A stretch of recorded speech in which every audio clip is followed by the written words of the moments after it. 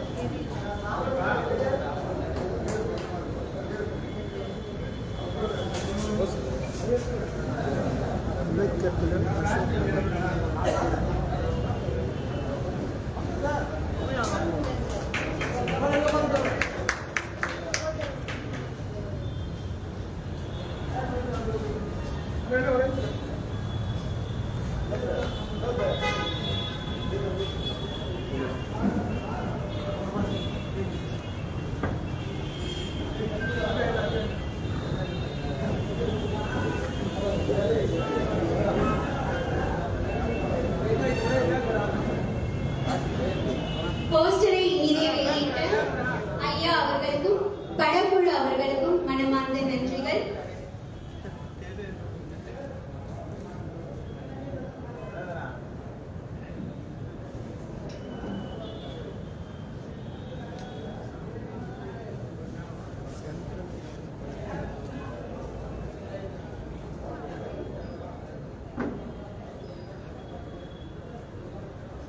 இப்பொழுது ஐயா அவர்களுக்கு பொன்னாடை போட்ட படத்தின் இயக்குனர் பாரதி சிவலிங்கம் அவர்களை அழைக்கின்றோம்.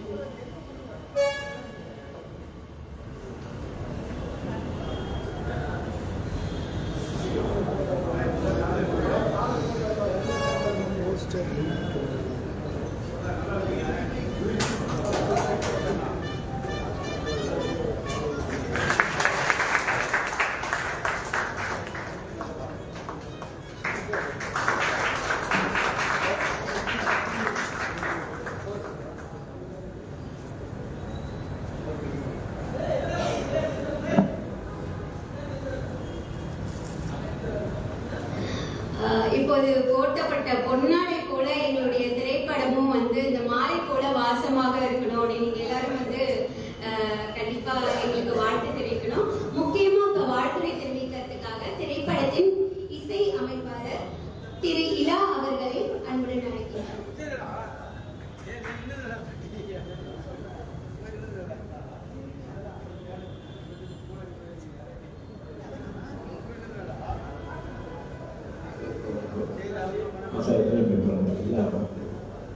படம் வந்து 7 வருஷமா சரி பண்ணுறேன். வந்து படம் வரலன்னு சொன்னாங்க. ஒன்று 10 காமிச்சாங்க. அதான்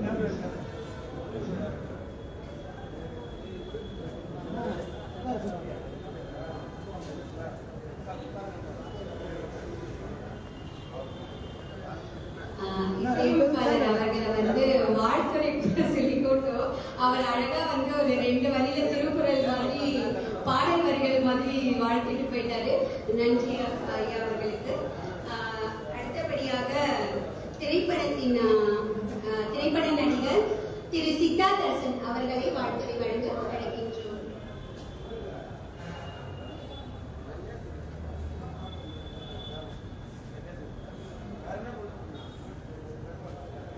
இங்கு வந்திருக்கும் அனைவருக்கும் எனது மாலை வணக்கம். விடுதலை சிறுத்தை கட்சிகள் தலைவர் திரு திருநாவலவன் சார் தலைவர், அவரை எவ்வளோ பெரிய சாதனையாக படைச்சிருக்காரு. ஸோ ஒரு பெரிய வழிநடத்தி சென்றாரு. ரொம்ப சந்தோஷமான விஷயம். அந்த அரங்கில் பாரதி இயக்குனர் எனக்கு ஒரு நீண்ட நாளாக ஒரு 10 வருடமாக நண்பர், சின்ன பையன், ஆர்வமாக வந்தான். ரொம்ப எக்ஸ்பீரியன்ஸ் பண்ணி ஒரு படத்தை ஒரு போஸ்டர் வெளியீட்டுக்காக தலைவர் திரு திருநாவலவன் கையால ஆசீர்வாதத்தோட இது தொடங்கி வைக்கிறாரு. ஸோ ரொம்ப சிறந்த மொழி வந்த படம் மிக சிறந்த படமா வெற்றி படமா வரும்.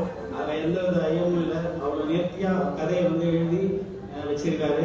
ஸோ இந்த படம் பிடிப்பு வந்து கூடிய விரைவில் வந்து போக இருக்கும். ஸோ இந்த படத்துக்கான அனைத்து நல்லுணர்வும் வந்து வாழ்க்கையதுக்காக அனைவருக்கும் நன்றியும் வாழ்த்துக்களையும் தெரிவிச்சுக்கிறேன். நன்றி, வணக்கம். தேங்க்யூ.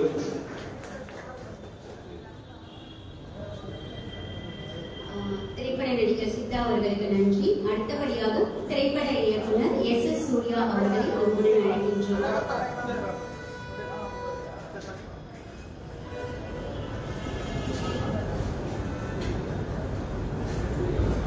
அனைவருக்கும் வணக்கம்.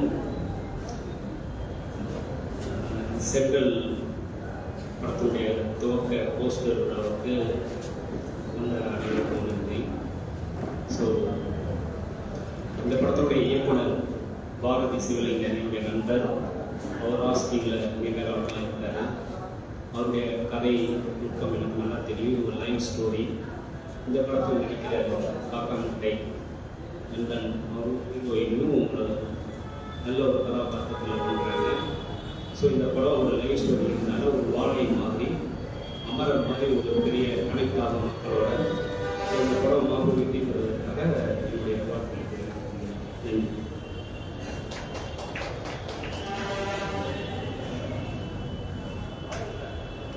மதிப்பிற்குரிய இயக்குனர் S.S. சூர்யா அவர்களுக்கு நன்றி தெரிவிக்கின்றோம்.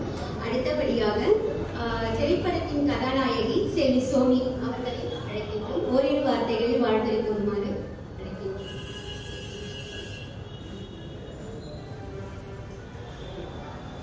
அனைவருக்கும் வணக்கம். விடுதலை சிறுத்தைகள் கட்சியின் திருப்பூர் அவர்களோட கையில இந்த போஸ்டர் வெளியீட்டு விழா நடந்தது ரொம்பவே மகிழ்ச்சியா இருக்கு. கண்டிப்பா உங்களோட சப்போர்ட் இருந்தா படம் பெரிய வெற்றி பெறும். இந்த சப்போர்ட் எப்பவுமே தேவை.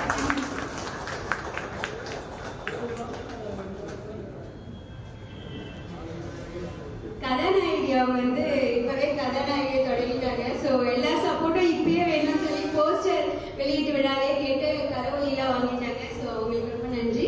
அடுத்தபடியாக காக்கா முட்டை புகழ் கதாநாயகன் திரு விக்னேஷ் அவர்களை அன்புடன் அழைக்கின்றோம்.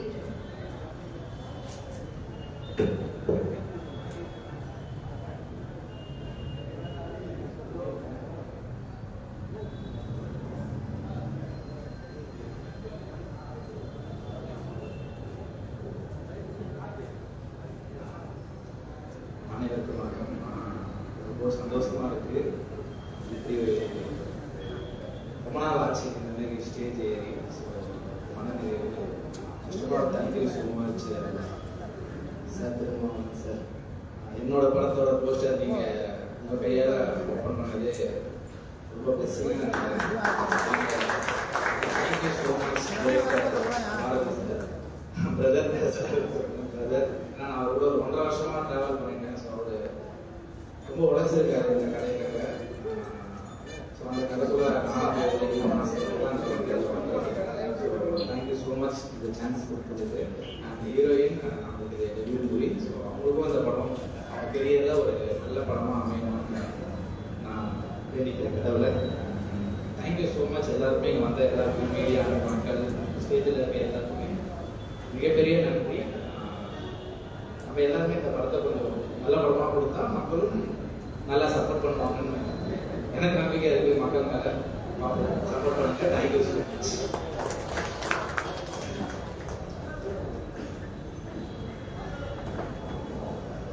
திரு விக்னேஷ் அவர்கள் வந்து காக்கா முட்டை படத்தை நம்ம எல்லாருமே வந்து குட்டி பையனா பார்த்துருப்போம். அங்கேயே அவரோட பர்ஃபார்மன்ஸ் வந்து ரொம்ப அல்டிமேட்டா இருக்கும். இப்போ வந்து பார்த்தீங்கன்னா முதல் முறையா கதாநாயகனா பண்றாங்க. ஸோ இங்க அதை விட பயங்கர பிளாஸ்டா இருக்கும் அப்படின்னு நாங்கள் நிறைய எதிர்பார்க்குறோம். அண்ட் நன்றிகளும் தெரிவிச்சுக்கிறோம். அதே மாதிரி இந்த திரைப்படத்துடைய உயிர் அப்படின்னு சொல்லலாம். இங்க திரைப்படத்தோட இயக்குனர் திரு பாரதி சிவலிங்கம் அவர்களை ஓரிரு வார்த்தைகள் பேசுமாறு அன்புடன் அழைக்கின்றோம்.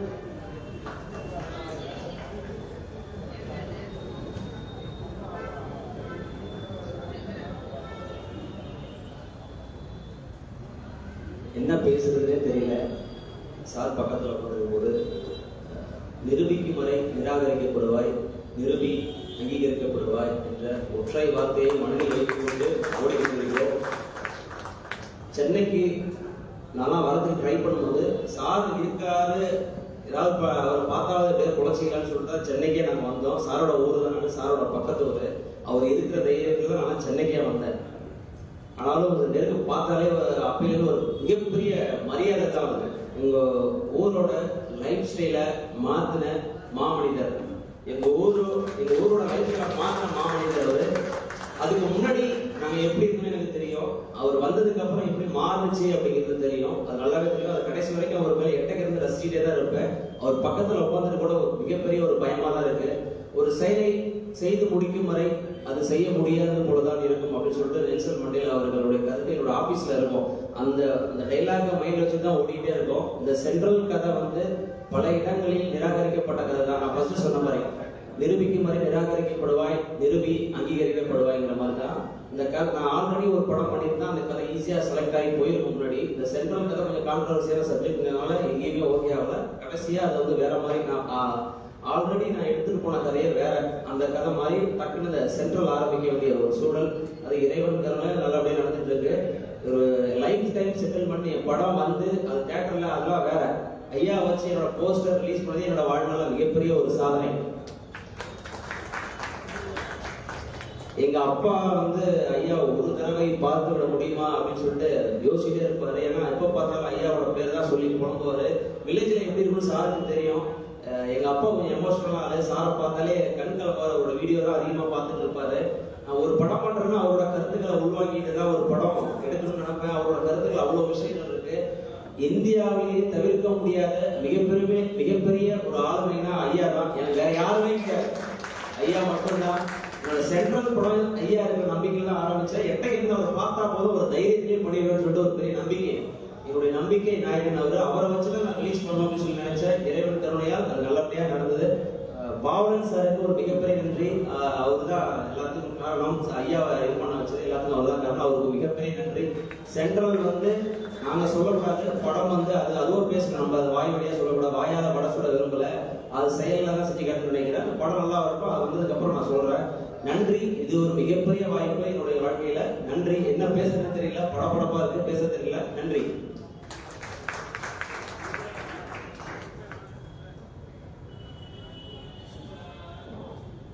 இயக்குனர் தம்பி பாரதி சிவலிங்கம் வந்து படபடப்பா இருக்கும்போதே இவ்வளவு அழகா யாருக்கு நன்றி சொல்லணும், படத்துல வந்து என்ன விஷயம் இருக்குங்கிறத சொல்லாம அவ்வளவு ஸ்ட்ராங்கா சொல்லி இவ்வளவு விஷயங்கள் பேசும்போது திரைப்படத்தின் போஸ்டர் வெளியீட்டு விழாவை கலந்து கொண்டு இந்த போஸ்டரை திரையுலகிற்கு அர்ப்பணித்து வெளியிட்டு அமர்ந்திருக்கக்கூடிய சமூக நீதி போராளி, எழுச்சி தமிழர், முனைவர் அண்ணன் திருமா அவர்களே, இதனை பெற்றுக்கொண்டு அமர்ந்திருக்கக்கூடிய படத்தின் தயாரிப்பாளர் குமரகுரு அவர்களே, தேவராஜ் அவர்களே, படத்தின் திரைப்பட இயக்குனர் அருமை தம்பி பாரதி சிவலிங்கம் அவர்களே, இந்த நிகழ்விலே கலந்து கொண்டு தங்களுக்கு கிடைத்த வாய்ப்பை பயன்படுத்தி ஒரு சில வரிகளில் வாழ்த்துரை நிகழ்த்திய படத்தின் இசை இயக்குனர் திரு இலா அவர்களே, திரைப்பட நடிகர், ஒரு அருமையான வளர்ந்து வருகின்ற ஒரு வில்லன் நடிகர், சித்தாய் என்ற படத்தில் நடித்திருப்பார் அருமை சகோதரர் தர்ஷன் அவர்களே, கதையின் நாயகி செல்வி சோனி அவர்களே, கதை நாயகன் தம்பி விக்னேஷ் அவர்களே, உங்கள் அத்தனை பேருக்கும் என்னுடைய பணிவார்ந்த வணக்கத்தை தெரிவித்துக் கொள்கின்றேன்.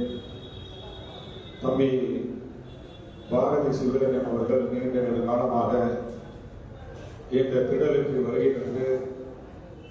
நமது தலைவர் எழுச்சி தமிழர் அவர்களுக்கு சந்திக்க வேண்டும், படம் குறித்து பேச வேண்டும் என்று கேட்டுக்கொண்டார். நான் அவரிடம் சொன்னேன், தலைவரை நடிக்க வைத்து அவருக்கு ஒரு கதையை உருவாக்குங்கள் என்றேன். அதன்படி தலைவருக்காக ஒரு கதையும் உருவாக்கி இருக்கின்றார்.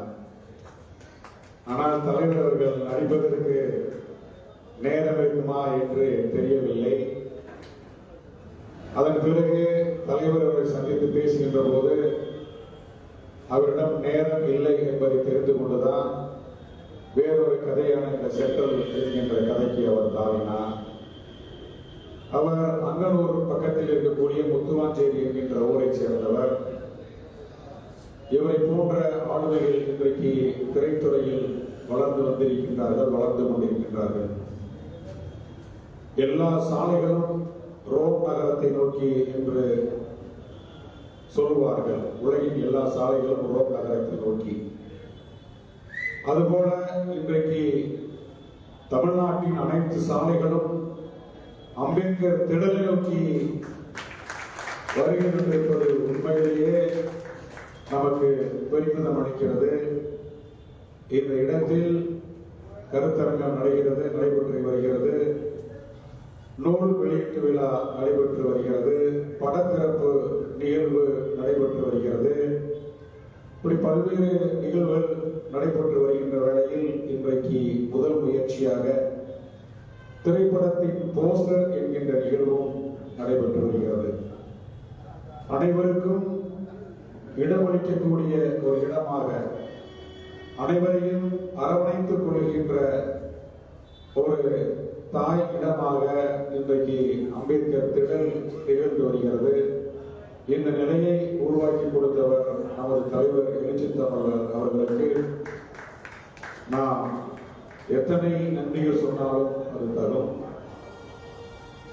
திரைப்படம் என்பது ஒரு காலத்தில் விளிம்பிள்ளை சமூகத்திற்கு எட்டா கனியாக இருந்தது. படத்தை கண்டு ரசிக்கக்கூடியவர்களாக மட்டுமே இருந்தார்கள். ஆனால் இன்றைக்கு திரைத்துறையில் தவிர்க்க முடியாத சக்திகளாக விளிம்பிள்ளை சமூகத்தைச் சேர்ந்தவர்கள், ஏராளமான இயக்குநர்கள், ஏராளமான பாடலாசிரியர்கள், ஏராளமான பாடகர்கள் என்று ஏராளமான பட தயாரிப்பாளர்கள் என்று வந்துவிட்டார்கள். அரசியல் களத்தில் விளிம்பிள்ளை சமூகத்தைச் சேர்ந்த நாமெல்லாம் எப்படி ஒரு ஆளுமை நிறைந்த சக்தியாக வளர்ந்து கொண்டிருக்கின்றோமோ, அதுபோன்று கலைத்துறையில் விளிம்பிள்ளை சமூகத்தைச் சேர்ந்த முகங்களாக மாற்ற வேண்டும் என்பது இன்றைக்கு நடைபெற்று வருகிறது. தலைவர் எழுச்சி தமிழர் திருமாவர்கள் ஒரு 25 ஆண்டுகளுக்கு முன்னால் சொன்னது எனக்கு இப்போது நினைவுக்கு வருகிறது. சினிமா துறையிலும் நாம் கால் பதிக்க வேண்டும், அங்கேயும் நமக்கான ஜனநாயக சக்திகளை உருவாக்க வேண்டும். ஏழை எளியவர்கள், விளிம்பிள்ளை சமூகத்தைச் சேர்ந்தவர்கள் நடிகர்களாக, இயக்குநர்களாக, பல்வேறு ஆளுமைகளாக திரைத்துறையில் வர வேண்டும் என்று சொன்னார். இன்றைக்கு அது நடந்து கொண்டிருக்கின்றது. திரைத்துறையில் எல்லோருக்குமான ஒரு இடமாக சினிமா உலகம் மாறி வந்திருக்கின்றது. அதை நினைக்கும் போது அரசியல் மாற்றமும் சினிமாவுக்குள் ஒரு மாற்றத்தை உருவாக்கி இருக்கிறது. அதுவும் விடுதலை சிறுத்தைகள் கட்சி என்கின்ற அந்த மகத்தான பேர் இயக்கம் தமிழ்நாட்டு அரசியல் களத்தில் ஒரு தவிர்க்க முடியாத சக்தியாக வளர்ந்து வருகின்ற வேளையில் தலைவர் எழுச்சி தமிழர் திருமாவர்கள் தமிழ்நாட்டின் அரசியல் களத்தின் மைய புள்ளியாக இயக்கி வருகின்ற இந்த வேளையில் இந்த தாக்கம் சினிமாவுக்குள் ஒரு பெரிய மாற்றத்தை உருவாக்கி இருக்கின்றது. அந்த மாற்றத்தின் விளைச்சலாகத்தான் அம்பேத்கர் திடலில் சென்ட்ரல் என்கின்ற இந்த திரைப்படத்தின் போஸ்டர் வெளியீட்டு விழா நடைபெற்று வருகிறது. இந்த படம் மாபெரும் வெற்றியடையும். ஏழை சமூகத்தின், விளிம்பிள்ளை சமூகத்தின் முகங்களாக இந்த படம் திரைக்கு வந்திருக்கிறது. அன்பு தம்பி பாரதி சிவலிங்கம் உள்ளிட்ட படக்குழுவினர் அத்தனை பேருக்கும் என்னுடைய நெஞ்சார்ந்த பாராட்டுகளை தெரிவித்து படம் வெற்றியடைவதற்கு எங்களது சார்பில் வாழ்த்துக்களை தெரிவித்து நிறைவு செய்கின்றேன். நன்றி, வணக்கம். முன்னேற்று நெறிப்படுத்திக் கொண்டிருக்கிற கட்சியின் செய்தி தொடர்பாளர் தம்பி கு.க. ஆவலன் அவர்களை விடுதலை பெற்றுக்கொண்ட திரை கலைஞர்கள் திரு திரு குமரகுரு அவர்களே, இயக்குனர் பாரதி சிவலிங்கம் அவர்களே, திரு தேவராஜ் அவர்களே,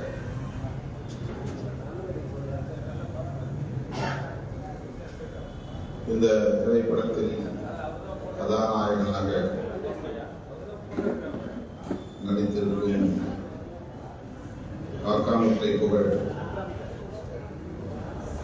திரு விக்னேஷ் அவர்களே, கதை நாயகி செல்வி சோனி அவர்களே,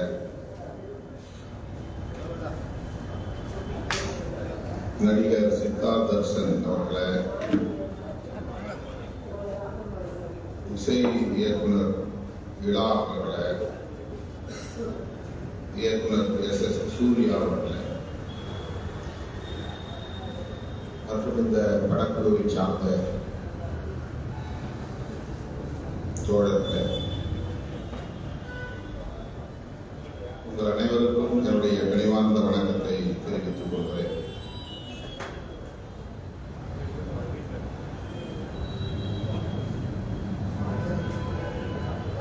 இந்த போஸ்டர்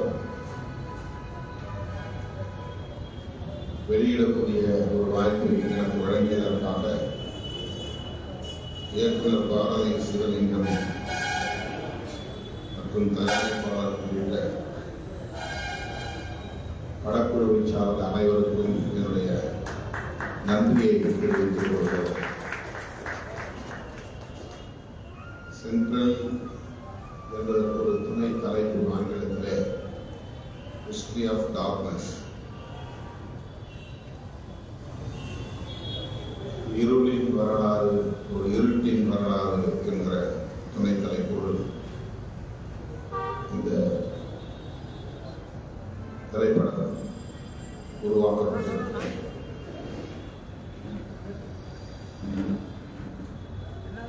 இந்த கதை சுருக்கம் என்ன என்று கேட்டேன். விக்னேஷ் சொன்னார்,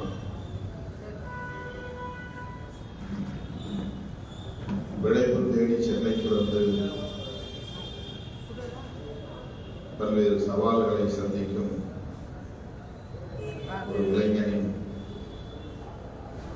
வாழ்க்கையை பற்றிய திரைப்படம்.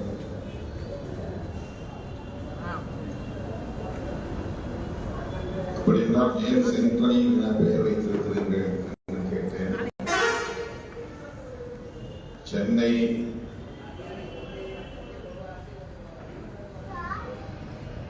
சென்னையை தேடி வருகிற ஒரு இளைஞரின் கதை என்ற போது சென்னை என்று இருக்கலாமே, சென்ட்ரல் என்று இருப்பதற்கு பெயர் வைத்ததற்கு என்ன காரணமாக இருக்கும் என்று கேட்டேன். சென்னையை நோக்கி வருகிற அனைவரும் ரயில் மூலம் வந்தால் சென்ட்ரலில் தானே இறங்க வேண்டும். சென்ட்ரலில் சென்னையின் மையப்பகுதியாக இருக்கிறது. சென்னையை தேடி வருகிற அனைவருக்குமான ஒரு நுழைவாயிலாக இருக்கிறது.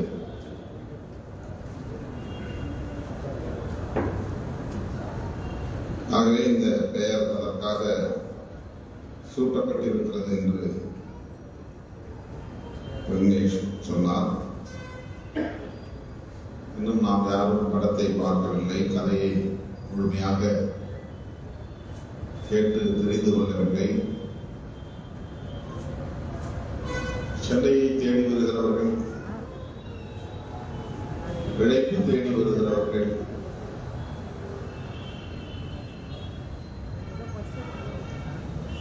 அடைக்கலம் தேடி வருகிறவர்கள்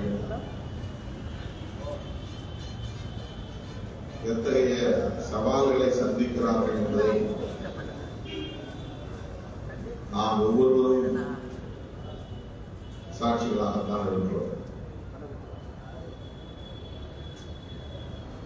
சென்னைக்கு முதலாக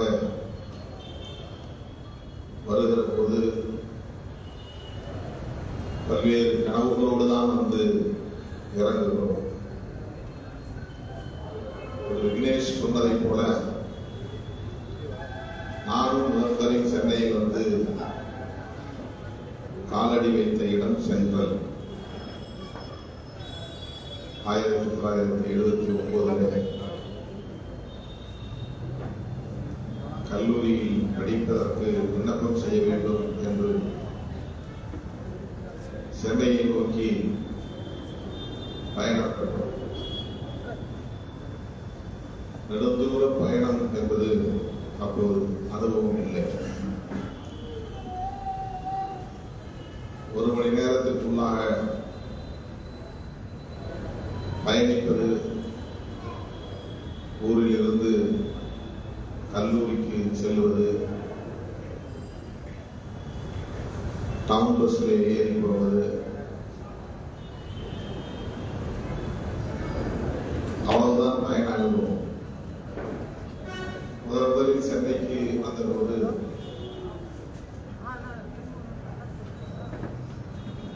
உளுந்தூர்பேட்டையிலே வண்டி பிடித்து பேருந்தல்ல ஒரு வேன் சவாரியை இறக்கிவிட்டு சென்னைக்கு திரும்புகிறார். வழியிலே கிடைக்கிற சவாரியை எல்லாம் ஏற்றிக்கொண்டு ஆங்காங்கே இறக்கிவிட்டு வந்து சேரக்கூடிய ஒரு வண்டி. அவர் எங்கிருந்து அந்த பயணத்தை தொடங்கினான் என்று தெரியாது. நாங்கள் உளுந்தூர்பேட்டையிலே ஏறினோம். 1 மணி நேரம் ஆனது, இன்னும் சென்னை வரவில்லையா என்று நான் கேட்டேன்.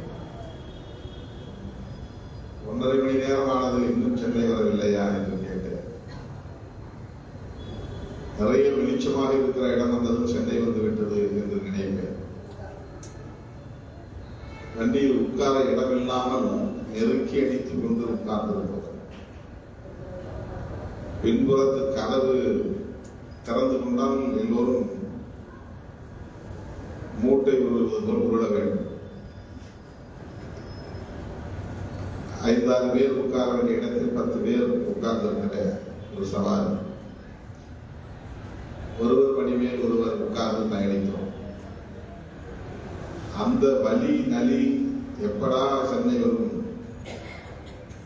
இறங்கி தொலைத்தால் போதும் என்று ஒரு வலி இன்னும் அது எனக்கு அப்படியே பசுமையாக இருக்கிறது.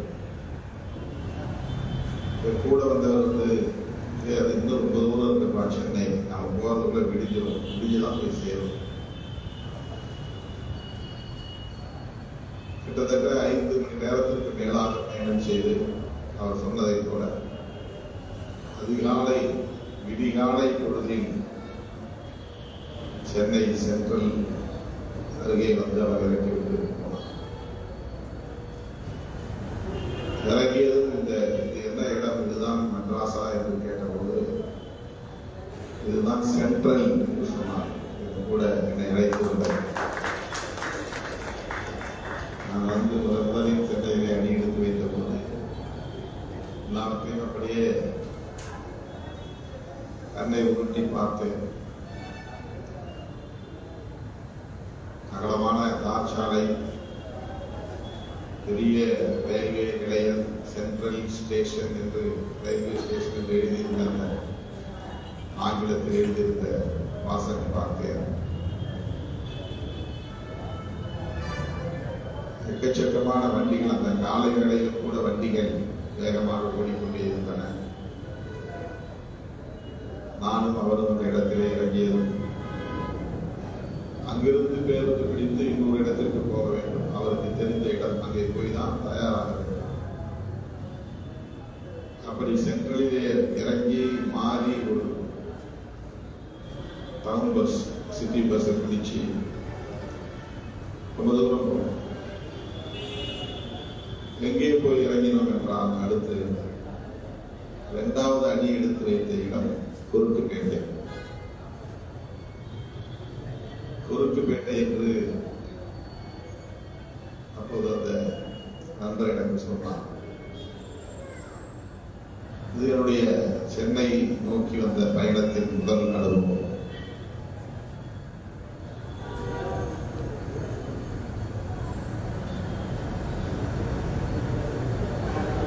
சென்ட்ரல் ஸ்டேஷன் என்பது சென்னையின் மிக முக்கியமான ஒரு அடையாளம்.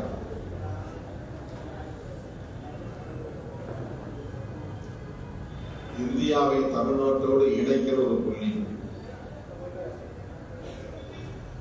தமிழ்நாட்டுக்கு அப்பால் எந்த மாநிலத்தில் இருந்து யார் வந்தாலும் சென்ட்ரல் ரயில்வே ஸ்டேஷனில் வந்து இறங்கித்தான் சென்னைக்குள்ளே நுழைய முடியும்.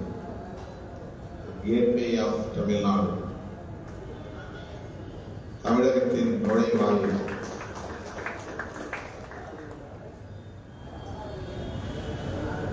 பிறகு அந்த பகுதியிலே தான் நான் தங்கி கல்லூரி விடுதி கிடைக்கிற வரையில் எங்கள் ஊர் தொழிலாளர்களோடு தங்குகிற விடுதியில் தங்கி ஓரிரு மாதங்கள் அவதிப்பட நேர்ந்தது. பிறகு விடுதி கிடைத்தது. இது ஒரு அனுபவத்திற்காக சொன்னது.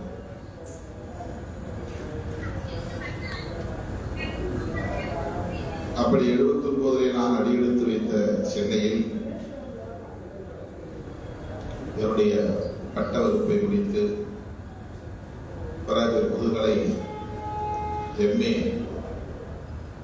பயின்று பிறகு சட்டத்தையும் சென்னை சட்டக்கல்லூரியிலே பயின்று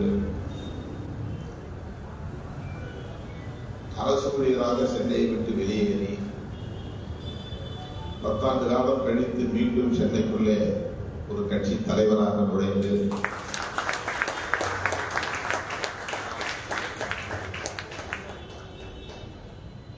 இன்றைக்கு சட்டமன்றத்திற்குள்ளும் நாடாளுமன்றத்திற்குள்ளும் நம்முடைய குரல் ஒழிக்கக்கூடிய ஒரு இடத்தை விட்டிருக்கிறோம்.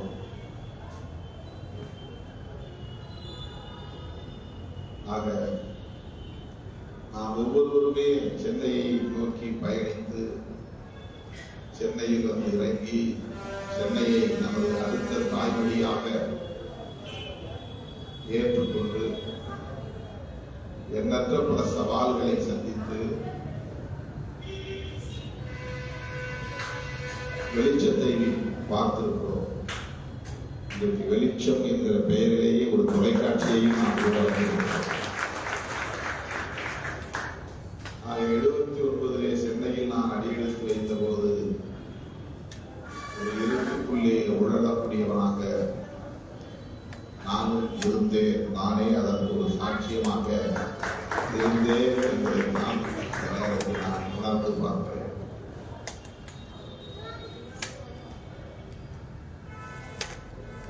மாநில கல்லூரியிலே எனக்கு இடம் கிடைத்தது.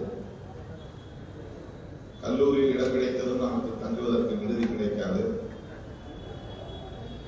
1 மாதமோ 2 மாதமோ காலம் எடுத்துக் கொள்வார்கள். அந்த ஓரிரு மாதங்களை எப்படி கடப்பது, எங்கே தங்குவது, எங்கே சாப்பிடுவது, எவ்வளவு பெரிய சவால். கொத்தவால் சாவடி அருகே மரதாமுத்தியப்பன் தெரு என்று ஒரு தெரு இருக்கிறது. அந்த தெருவிலே தொழிலாளர்கள் தங்குகிற ஒரு நெருக்கடியான இடம். அந்த தொழிலாளர்களுக்கு என்று சமைத்து உணவை வியாபாரம் செய்யக்கூடிய மெஸ் என்று சொல்வார்கள். அது ஒவ்வொரு இடத்திலும் இருக்கும். ஒரே இடமாக இருக்கிறது. அவ்வொரு இடத்தில் அங்கே வெறுமன துண்டு விரிச்சு போட்டு படுத்துக் கொள்ள வேண்டும். அவ்வளவுதான். அப்படி படுத்தால் கூட ஒருவருமே ஒருவர் கால் போட்டு படுக்கிற அளவுக்கு தான் இடம் இருக்கும். இல்லை என்றால் உட்கார்ந்து கொண்டே தூங்க வேண்டும். ஒருவர் கழிப்பறைக்கு போனால் இன்னொருவர் காத்திருக்க வேண்டும் மணிக்கணக்கு. குளிப்பதற்கு ஒரே ஒரு பாத்ரூம், அதில் கதவு இருக்காது. அப்படிப்பட்ட ஒரு இடத்திலே நான் 2 மாதங்கள் தங்கியிருந்தேன். ஊர்காரர்களோடு சேர்ந்து சும்மாதான் இருக்கிறோம். நமக்கும் செலவுக்கு தொகை தேவைப்படுகிறது. வீட்டிலே போய் இதற்காக கேட்க முடியாது என்று அந்த தொழிலாளர்களோடு சேர்ந்து போய் கொத்தவால் சாலையிலே சில முறை மூட்டை சுமந்திருக்கிறேன். கடுமையாக கெடுத்து வலிக்கும். கூட வருகிறவர்கள் தூக்க வேண்டாம் என்றால் வராது. நமக்கு அனுபவம் தேவை. புத்தக சாவடிக்குள்ள நுழையவே முடியாது. மழை காலத்தில் அப்படி ஒரு நாற்றம் அடிக்கிறது.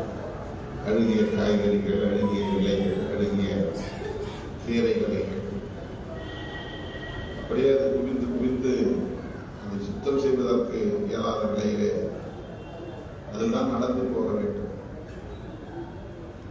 மழை பெய்தாலும் பெய்யாவிட்டாலும் எந்த நேரமும் ஈரம் காத்து கிடக்கிற ஒரு இடம். மலை பெருமாள் தெரு முழுக்க சேரும் சகதியமாகத்தான் இருக்கு. அந்த பகுதிக்குத்தான் வியாபாரிகள், சிறு சிறு வியாபாரிகள் வந்து காய், கறி, பழம் எல்லாவற்றையும் வாங்கி செல்வாங்க. உள்ளே வண்டி போகாது. வியாபாரிகள் வாங்கக்கூடிய அனைத்தையும் மூட்டை கட்டி தூக்கி கொண்டு வந்து டெலிபோன் எக்ஸ்சேஞ்ச் போன்ற இடங்களில், பாரிமுனை பகுதிகளில் நிறுத்துகிற வண்டிகளில் வைக்க வேண்டும். ஆட்டோ ரிக்ஷா, கை ரிக்ஷா இல்லை சைக்கிள் ரிக்ஷா. தொழிலாளர்கள் இப்படித்தான் அங்கே பணியாற்றுவார்கள். ஒரு இருண்ட காலம்,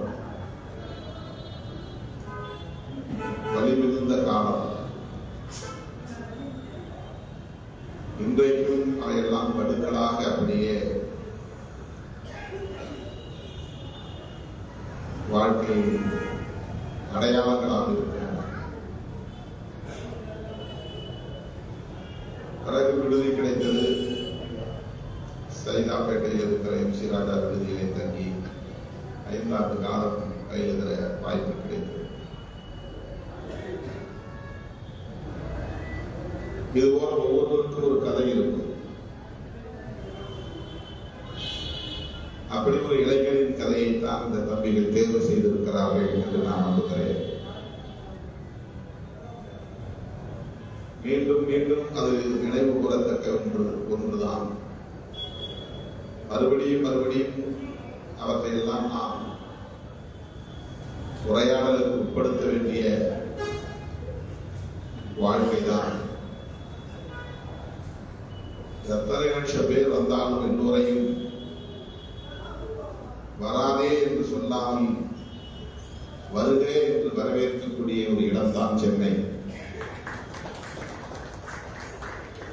நான் 79 அடியெடுத்து வைத்த காலத்தில் இருந்த மக்கள் தொகையை கூட இப்போது குறைந்தது 10 மடங்காவது பெருகி இருக்கும் சென்னையின் மக்கள் தொகை.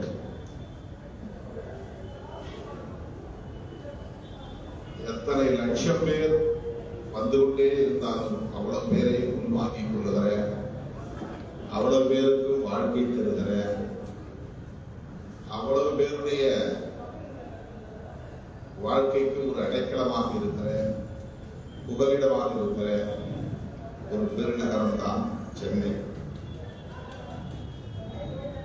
தமிழ் பேசக்கூடியவர்களுக்கும் சென்னை தான் புகலிடம், தெலுங்கு பேசக்கூடியவர்களுக்கும் சென்னை தான் புகலிடம், இந்தி, குஜராத்தி என்று வடமொழி பேசக்கூடியவர்களுக்கும் சென்னை தான் புகலிடம். மொழி, இனம் என்கிற பாகுபாடு இல்லாமல் அனைவரையும் தமது பிள்ளைகளாய் ஏற்றுக்கொள்ளுகிற ஒரு தாய்மணி சென்னை. அவ்வளவு பேரும் உள்ளே நுழைவதற்கு ஒரு நுழைவாயிலாக இருப்பதுதான் சென்ட்ரல். சென்ட்ரல் என்கிற பெயரிலே தம்பிகள் உருவாக்கி இருக்கிற இந்த திரைப்படம் மானுட வாழ்வியலை பேசுகிறது. உழைக்கிற மக்களின் இருண்ட பக்கத்தை பேசுகிறது என்று தலைப்பில் இருந்து நம்மால் புரிந்து கொள்ள முடிகிறது. திரையுலகில் இளம் தலைமுறையினர் இப்போது முற்போக்கு சிந்தனை உள்ளவர்களாக, பாட்டாளி வர்க்கத்தின் நலன்களின் அக்கறை உள்ளவர்களாக ஏராளமானவர்கள் இருக்கிறார்கள் என்பது நம்பிக்கை அளிக்கிறது, மகிழ்ச்சி அளிக்கிறது. அவர்களின் கீழ் இருக்கும். ஆனாலும் கூட இப்போது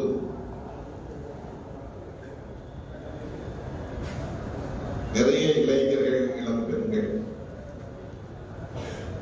திரைத்துறையில்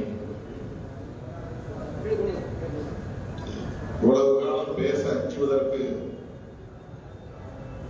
உரிய கருப்பொருளை தொடாமல் இருந்தார்கள். இப்போது வெளிப்படையாக தொட்டு பேசுகிற துணிச்சலை பெற்றவர்களாக இருக்கிறார்கள். அதனை உரையாடலுக்கு உட்படுத்தக்கூடியவர்களாக இருக்கிறார்கள். ஒவ்வொரு குடிமகனின் உள்ளத்திலும் எழுகிற கேள்விகளை பிரதிபலிக்கக்கூடியவர்களாக இருக்கிறார்கள். வலதுசாரி அரசியலை கேள்விக்குள்ளாக்கக்கூடிய துணிச்சலை நாம் இன்றைக்கு பார்க்க முடிகிறது. நேற்றைக்கு கூட பராரி என்ற ஒரு திரைப்படத்தை பார்த்தேன். புலம்பெயர்ந்து வாழக்கூடிய தமிழர்கள் சாதி உணர்வோடு தமிழ்நாட்டிலிருந்து கர்நாடகாவுக்கு போய் கூலி வேலை செய்து கொண்டிருக்கிற அந்த உழைக்கும் மக்களிடையே ஒரு இடைவெளி சாதியின் பெயரால் இருக்கிறது, ஒரு முரண் இருக்கிறது, பகை இருக்கிறது. சாதிவெறி அமைப்புகளால் ஊட்டப்பெற்ற, திணிக்கப்பெற்ற அந்த சாதி உணர்வு, சாதி வெறி உழைக்கும் மக்களிடையே ஒரு இடைவெளியை உருவாக்கி வைத்திருக்கிறது. அங்கே போனதும் இனவெறி அமைப்புகளால் இனவெறி ஊட்டப்பெற்ற நிலையில் நான் இந்த மண்ணை சார்ந்தவன், நீ தமிழ்நாட்டிலிருந்து வந்தவன் என்று பகை, முரண், மோதல், மிகப்பெரிய தாக்குதல், சாதியால் பிளவுண்டு கிடக்கிற தமிழர்களுக்கு அவர்கள் பார்வையில் தமிழனா மட்டும்தான் தெரிகிறான். அதில் உயர்ந்த சாதி, தாழ்ந்த சாதி என்று தெரிவதில்லை. நீ தமிழர், நான் கன்னடன். ஆக கன்னடன் தமிழரை தாக்குகிற போது தமிழர்களுக்கு இடையிலே சாதி வெறியை விட இனவெறி கொடூரமானது என்பது புரிந்து சாதி அடையாளங்களை எல்லாம் தூக்கி எறிந்துவிட்டு கைகோர்க்கிறார்கள். இப்படி ஒரு கதை. அடிப்படையிலே சாதி வெறி கூடாது என்பது எவ்வளவு முக்கியமோ அதை போல இனவெறி கூடாது என்பதும் முக்கியமானது. சாதியவாதம் தவறு என்றால் இனவாதமும் தவறு. சாதி தூய்மை தவறு அல்லது சாதி தூய்மை சரி என்று வாதிட்டால் இன தூய்மைவாதம் பேசுவதும் சரி என்றாகிவிடும், அல்லது சாதி தூய்மைவாதம் தவறு என்கிற போது இன தூய்மைவாதமும் தவறு. பிறகு எப்படி நாம் அரசியலை புரிந்து கொள்வது?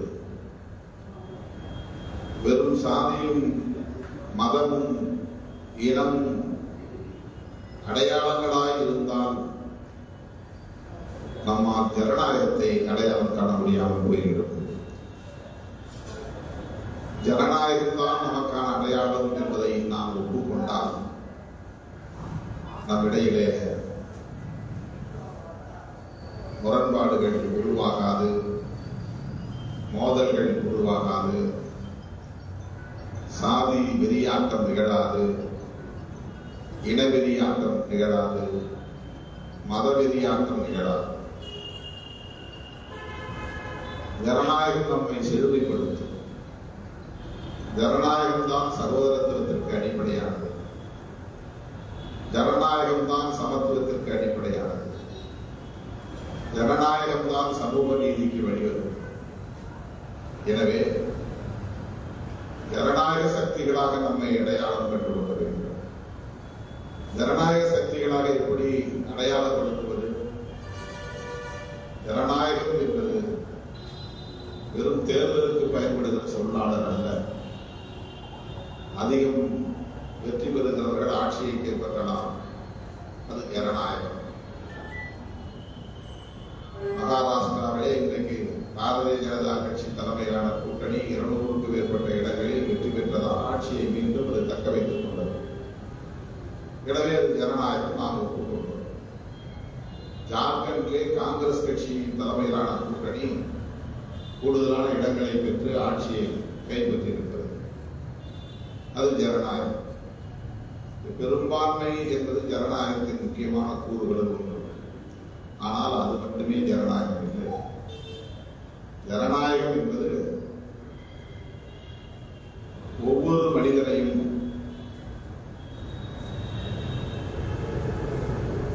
சாதி வரம்புகளை கடந்து, மத வரம்புகளை கடந்து, பாலின வரம்புகளை கடந்து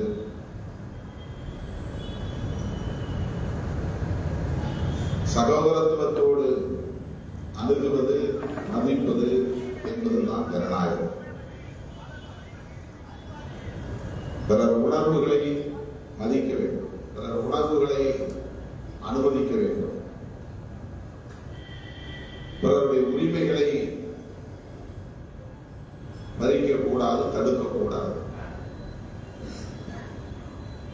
அதிகாரத்தை பகிர்ந்தளிக்க வேண்டும், ஒரு இடத்தில் அதிகாரத்தை குவிக்கக்கூடாது. டீசென்ட்ரலைசேஷன் ஆஃப் பவர், அதுவும் ஜனநாயகத்தின் கூறுகள் முக்கியமானது.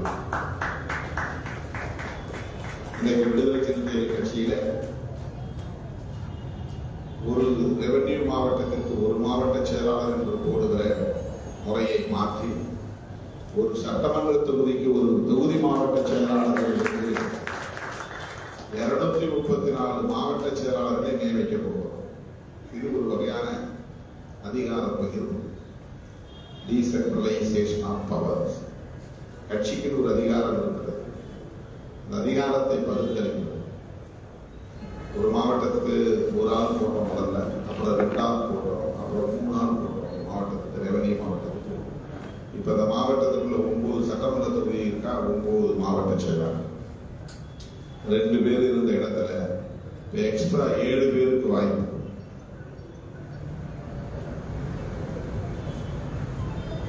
மொத்தம் 38 மாவட்டங்கள் என்றால் 76 பேர் 2 பிரிச்சா, அதிகபட்சம் 100 பேர். 80க்கு மேல இந்த கட்சியில் மாவட்ட செயலாளர் கிடையாது. இன்றைக்கு கூடுதலாக 150 பேருக்கு அந்த வாய்ப்பை கொடுத்தோம். 150 பேருக்கு கூடுதலாக. அது இப்படி அதிகாரத்தை பகிர்ந்தளிப்போம், அது ஜனநாயகத்தின் கூறு.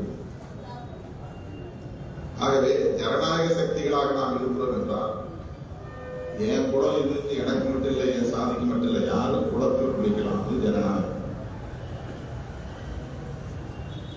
நான் தான் ஷூ போட்டு போகணும், செருப்பு போட்டு போடல, நீயும் உனக்கு வாங்க முடிஞ்சா நீ ஷூ போடலாம், செருப்பு போடலாம், அது ஜனநாயகம்.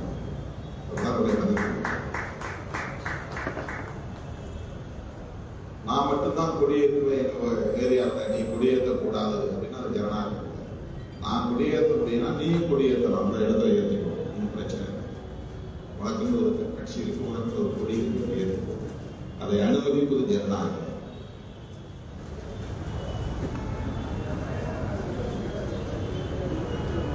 எனவே ஜனநாயகம் தான் நமக்கான அடையாளமாக இருக்க வேண்டும். சாதியோ, மதமோ, மொழியோ, இனமோ கூடாது.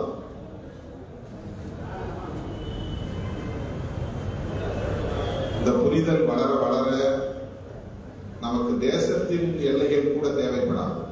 ஒட்டுமொத்த பூகோளமே மனிதர்களுக்கானது. எதற்காக இந்தியாவுக்கு என்று ஒரு எல்லை, பாகிஸ்தானுக்கு என்று ஒரு எல்லை, அந்த எல்லையை பாதுகாக்க எதற்காக கோடிக்கணக்கான ரூபாயை செலவு செய்து படையினரை நிறுத்த வேண்டும் என்கிற ஒரு கேள்வி எழும். இல்லை இருக்கட்டும், ஆனால் அந்த எல்லையை பாதுகாப்பதற்கென்று எத்தனை கோடிகளை செலவிட வேண்டியிருக்கிறது. மொத்த வருவாயிலே கூடுதலாக நிதி ஒதுக்கீடு ராணுவத்திற்கு தான், முப்படைகளுக்கு தான். ஒரு தேச எல்லையை போட்டுவிட்டு, ஒரு கோட்டை போட்டுவிட்டு அந்த எல்லை கோடுகளை பாதுகாப்பதற்காகத்தான் எல்லா நாடுகளிலும் ஆயிரக்கணக்கான கோடிகளை கொட்டி செலவு செய்கிறார். ஒரு தேசத்தின் வருவாயின் பெரும் பகுதி அதற்காகவே போகிறது.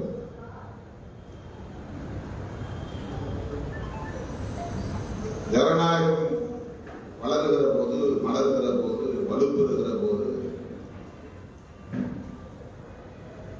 இவையெல்லாம் நாளுக்கு நாள் குறையும். ஜனநாயகத்தை நாம் இன்னும் யாரும் ஒரு பொருட்டாக எடுத்துக்கொள்ளவில்லை என்பதுதான் எல்லா வகையான பிரச்சனைகளுக்கும் மூல காரணமாக இருக்கிறது. வர்க்க பிரச்சனையாக இருந்தாலும் சரி, சாதி பிரச்சனையாக இருந்தாலும் சரி, ஆண் பெண் என்கிற பாகுபாடாக இருந்தாலும் சரி, இதை பேசுகிற இளைஞர்கள் இன்றைக்கு திரைத்துறையிலே, கலைத்துறையிலே அதிகம் வந்திருக்கிறார்கள், வந்து கொண்டே இருக்கிறார்கள். அப்படிப்பட்ட சிந்தனை உள்ளவர்கள் இருந்ததால் தான் இந்த போஸ்டரை வெளியிடுவதற்கு திருமாவளவன் என்று தேர்ந்தெடுத்திருக்கிறார்கள். இல்லையென்றால் இவரை எதை தேடி இருக்க மாட்டார்கள், இந்த திடலுக்கு வந்திருக்க மாட்டார்கள். ஆகவே நான் பெருமைப்படுகிறேன், மகிழ்ச்சி அடைகிறேன். இந்த படக்குழுவினரை பாராட்டுகிறேன், வாழ்த்துகிறேன். இந்த திரைப்படம் நல்ல வரவேற்பை பெற வேண்டும், வெற்றி பெற வேண்டும் என்று வாழ்த்தி முடிக்கிறேன். நன்றி, வணக்கம். மற்றும் ஜார்க்கண்ட் ஆகிய இரு மாநிலங்களிலும் நடந்த சட்டப்பேரவைக்கான பொதுத் தேர்தல் முடிவுகள் வெளியாகியிருக்கின்றன. ஜார்க்கண்டில் காங்கிரஸ் தலைமையிலான கூட்டணி ஆட்சியை கைப்பற்றியிருக்கிறது. ஜார்க்கண்டில் காங்கிரசுக்கு எதிரான ஒரு சூழல் இருப்பதாக கருத்து கணிப்புகள் சொல்லப்பட்டன. ஆனால் அவ்வாறு இல்லை. காங்கிரஸ் கூட்டணி வெற்றி பெற்றிருக்கிறது என்பது மகிழ்ச்சி அளிக்கிறது. அதே வேளையில் மகாராஷ்டிராவில் கருத்து கணிப்புகளையும் மீறி பிஜேபி கூட்டணி 200க்கும் மேற்பட்ட இடங்களிலே வெற்றி பெற்றிருப்பது அதிர்ச்சி அளிக்கிறது. சொல்லப்போனால் கவலை அளிக்கிறது.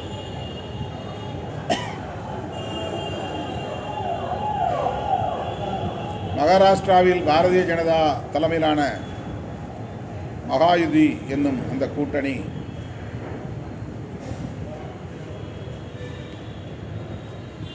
மிகப்பெரிய எண்ணிக்கையில் ஆட்சியை தக்க வைத்திருப்பது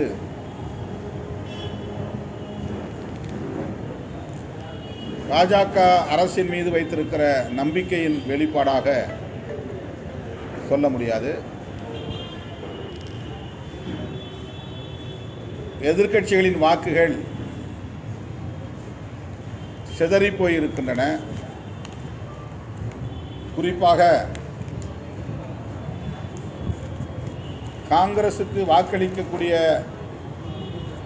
2 பெரும் சமூகங்கள், ஒன்று தலித் சமூகம், இன்னொன்று சிறுபான்மை சமூகம். இந்த வாக்குகளை ஒருங்கிணைப்பதிலே இந்தியா கூட்டணி வெற்றி பெறவில்லை. குறிப்பாக பிரகாஷ் அம்பேத்கர் அவர்களின் தலைமையிலான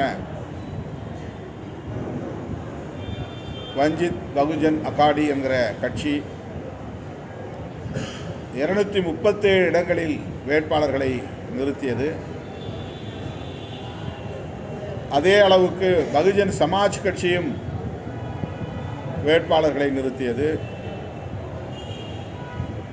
இந்த 2 கட்சிகளும்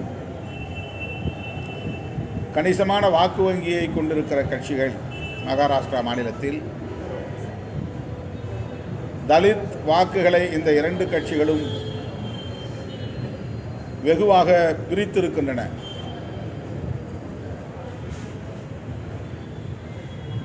பெரும்பாலான இடங்களில் 1000, 500 வாக்குகள் வித்தியாசத்தில்தான் பாஜக கூட்டணி வெற்றி பெற்றிருக்கிறது. அதேபோல காங்கிரஸ் கூட்டணியை சார்ந்தவர்கள் கூட பல இடங்களில் மிக குறைவான வாக்குகள் வித்தியாசத்தில் தான் வெற்றி பெற்றிருக்கிறார்கள். ஆகவே காங்கிரஸ் கட்சிக்கு வழக்கமாக வாக்களிக்கக்கூடிய, வெகுவாக வாக்களிக்கக்கூடிய தலித்துகளின் வாக்குகள் சிதறியது இந்த தோல்விக்கு முக்கியமான காரணமாக நான் உணர்கிறேன். இந்தியா கூட்டணியில் பிரகாஷ் அம்பேத்கர் அவர்களையாவது இணைத்திருக்க வேண்டும், அது நிகழாமல் போனது. இந்தியா கூட்டணியின் வேட்பாளர்கள் 3 பேருக்கு நான் மும்பையில் பிரச்சாரம் செய்தேன். 3 பேருமே வெற்றி பெற்றிருக்கிறார்கள்.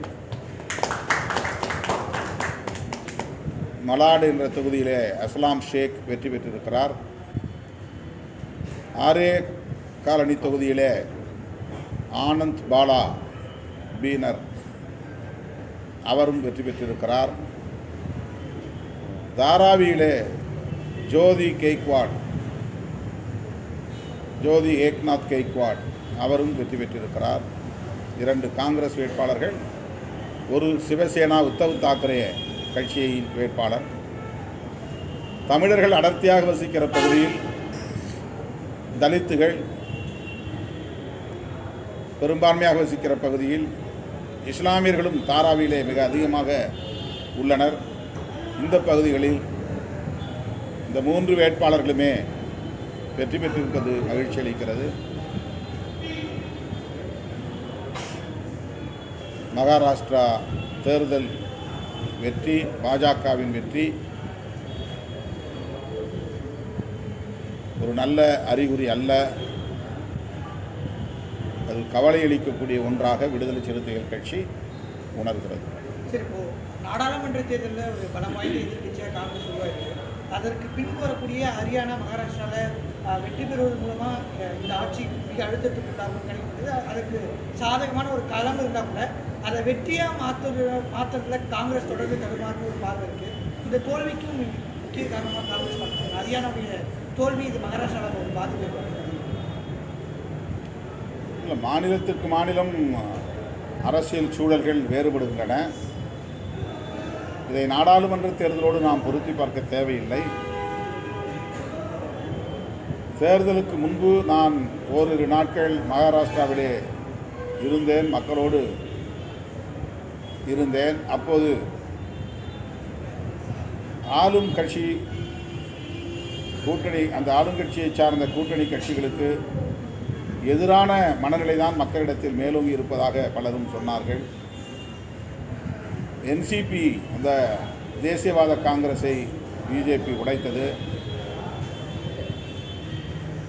சிவசேனா கட்சியை உடைத்தது. அந்த கூட்டணி ஆட்சியிலேயே நிறைய அதிகாரம் தொடர்பான குளறுபடிகள், முரண்பாடுகள், ஒருவருக்கு ஒருவர் காலை வாருகிற சதி முயற்சிகள், இப்படி ஒரு பலவீனம் இருப்பதாகத்தான் பெரும்பாலோர் கருத்து சொன்னார்கள். அப்படியே ஆட்சி வரக்கூடிய நிலை இருந்தால் கூட அறுதி பெரும்பான்மை பெறுவதற்கு வாய்ப்பில்லை, கூட்டணி கட்சிகளின் துணையோடு தான் பாஜக மீண்டும் ஆட்சிக்கு வர வாய்ப்பு இருக்கிறது என்ற கருத்து நிலவியது. ஆனால் எல்லாம் தலைகீழாக மாறியிருக்கிற சூழலில் ஏதேனும் தில்லுமுள்ளு நடந்திருக்குமோ என்ற கருத்தும் இப்போது மேலோங்கி இருக்கிறது. பாரதிய ஜனதாவை பொறுத்தவரையில் அனைத்து சதி முயற்சிகளையும் மேற்கொள்ளும் ஆட்சியை கைப்பற்றுவதற்காக. அப்படி மகாராஷ்டிராவில் என்ன சதி வேலைகளில் அவர்கள் ஈடுபட்டார்கள் என்பது ஓரிரு நாட்களில் வெளிச்சத்திற்கு வரும் என்று நான் நம்புகிறேன். இது எதிர்க்கட்சிகள் மீண்டும் விழிப்புடன் இருக்க வேண்டும் என்பதற்கான ஒரு எச்சரிக்கை மணி என்று நான் கருதுகிறேன். அதே மாதிரி நீங்கள் மக்கள் மத்தியில் இந்த கட்சிகள் உடைக்கப்பட்டது பெரிய தாக்கத்தை ஏற்படுத்தினாங்க. ஆனால் ஷிண்டேவும் அதே போன்று அஜித் பவார் மிகப்பெரிய வெற்றிகளை சந்திச்சிருக்காங்க.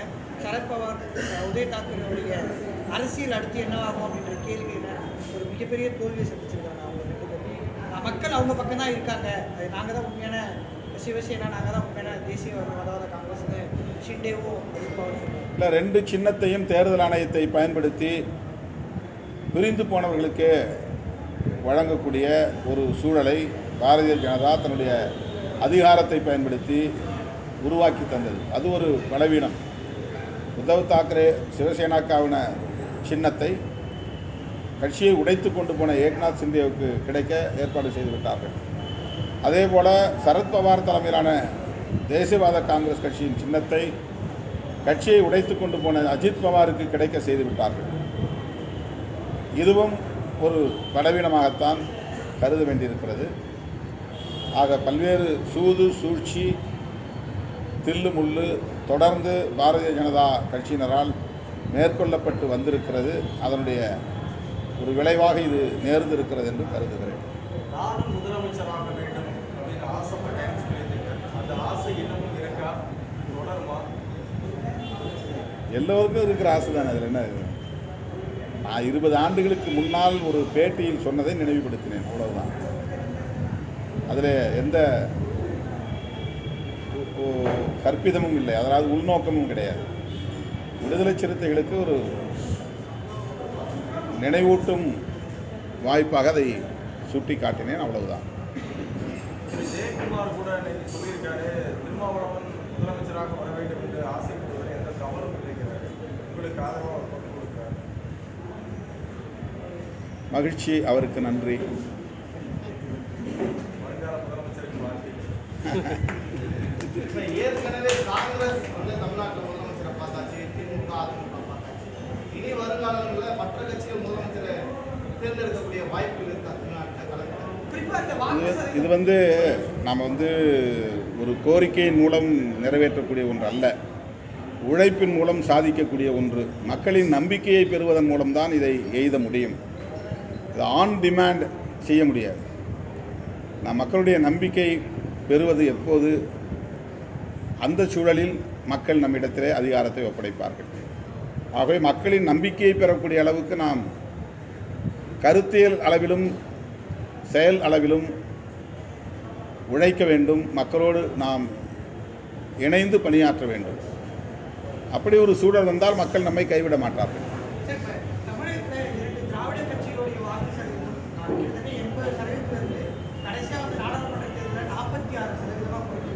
யாருக்கு? 2 திராவிட கட்சிகளுடைய வாக்கு சதவீதம் 80 இப்போ 46 குறைஞ்சிருக்கு. இதே நிலை நீடித்தால் தமிழகத்திலேயும் கூட்டணி ஆட்சிக்கான நிலை ஏற்படும். ஏன்னா வாக்கு சதவீதம் அடிப்படையில் பார்க்கணும். இது வெறும் டேட்டாவை வச்சு ஒரு முடிவுக்கு நம்ம வர முடியாது.